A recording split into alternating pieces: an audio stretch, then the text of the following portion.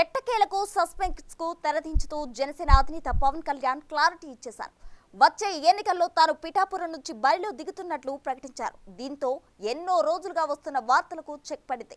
తొలుత ఆయన భీమవరం నుంచి పోటీలో ఉంటారని వార్తలు వచ్చిన అసెంబ్లీ ఎన్నికల బరిలోకి ఎక్కడి నుంచి దిగుతారనే సస్పెన్స్ కు తెరపడింది.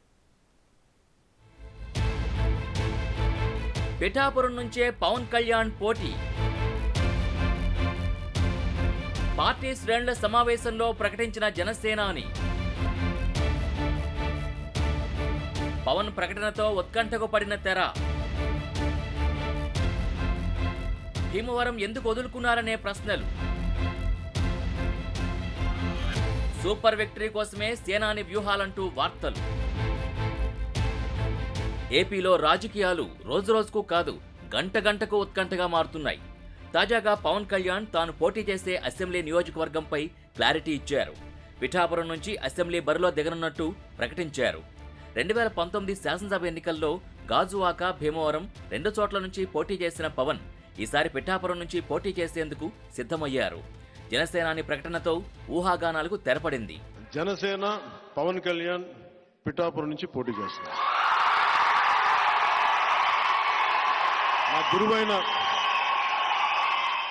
నా గురువు దత్తాత్రేయుల అవతారమైన శ్రీపాద శ్రీవల్లభుడు జన్మస్థలం అది. ప్రస్తుతం ఎంపీగా పోటీ చేసే ఆలోచన లేదని, ఎమ్మెల్యేగా పోటీ చేయాలని ఉందని పవన్ కళ్యాణ్ స్పష్టత ఇచ్చారు. 2014లో పార్టీ స్థాపించగానే పిఠాపురం నుంచి పోటీ చేయమని అడిగారనే విషయాన్ని పవన్ గుర్తు చేశారు. టీడీపీ, బీజేపీ పొత్తులో భాగంగా జనసేనకు 21 అసెంబ్లీ, 2 లోక్సభ స్థానాలు లభించాయి. ఇప్పటికే 6 స్థానాలకి అభ్యర్థుల్ని ప్రకటించిన పవన్ మరో 9 మందికి పచ్చజెండా ఊపినట్టు సమాచారం. ఉమ్మడి విశాఖ జిల్లాలోని పెందుర్తి నియోజకవర్గం నుంచి పంచకర్ల రమేష్, యలమంచిల నుంచి సుందరపు విజయ్ కుమార్, విశాఖ దక్షిణం నుంచి వంశీకృష్ణ యాదవ్ను పిలిపించి ప్రచారం చేసుకోవాలని పవన్ సూచించారని తెలుస్తోంది. మరోవైపు తాడేపల్లిగూడెం అభ్యర్థిగా బొలిశెట్టి శ్రీనివాస్, ఉంగుటూరు నుంచి పచ్చమట్ల ధర్మరాజు, నరసాపురం నుంచి బొమ్మిడి నాయకర్, భీమవరం నుంచి పులపర్తి రామాంజనేయులు అభ్యర్థిత్వాలకు పవన్ కళ్యాణ్ ఆమోదం తెలిపారు. వీటితో పాటు రాజోల్ నుంచి దేవ వరప్రసాద్కు అవకాశమిస్తారనే వార్తలు వినిపిస్తున్నాయి. తిరుపతి నుంచి ఆరణి శ్రీనివాసులకి సీటు దాదాపు ఖరారైనట్టు తెలుస్తోంది. నిడదవోలు నుంచి కందుల దుర్గేష్, కాకినాడ గ్రామీణం నుంచి పంతం నానాజీ, నెల్లిమర్ల నుంచి లోకం మాధవి పోటీ చేస్తున్నట్టు ఇప్పటికే జనసేన ప్రకటన చేసింది.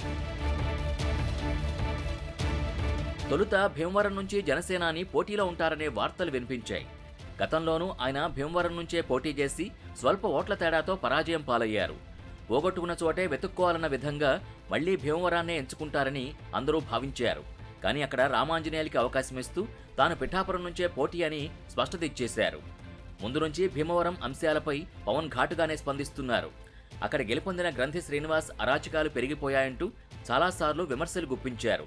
కులంలో ఒకరు తప్పు చేసినా ఆ ప్రభావం అందరిపైన ఉంటుందని శ్రేణులకు పవన్ సూచించారు.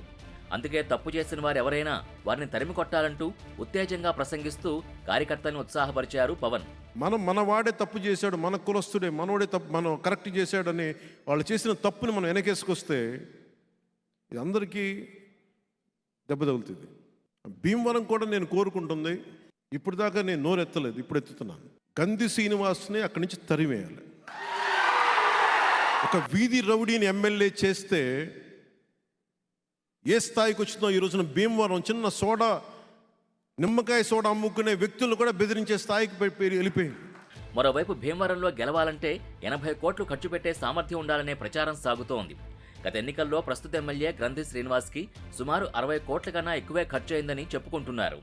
పవన్ మీద గెలవాలనే తపనతో గ్రంథి వెనకడుగు వేయకుండా డబ్బును మంచినీళ్లలా ఖర్చు చేశారనే వార్తలు ఆనాడు తెరపైకొచ్చాయి. మరోవైపు పవన్ నాన్ లోకల్ అంటూ వస్తున్న ఆరోపణలకు పవన్ ధీటుగానే సమాధానమిచ్చారు. అక్కడ స్థలం చూపిస్తే పార్టీ ఆఫీస్ సహా ఆవాసం ఏర్పాటు చేసుకుంటానని జనసేనాని అన్నారు.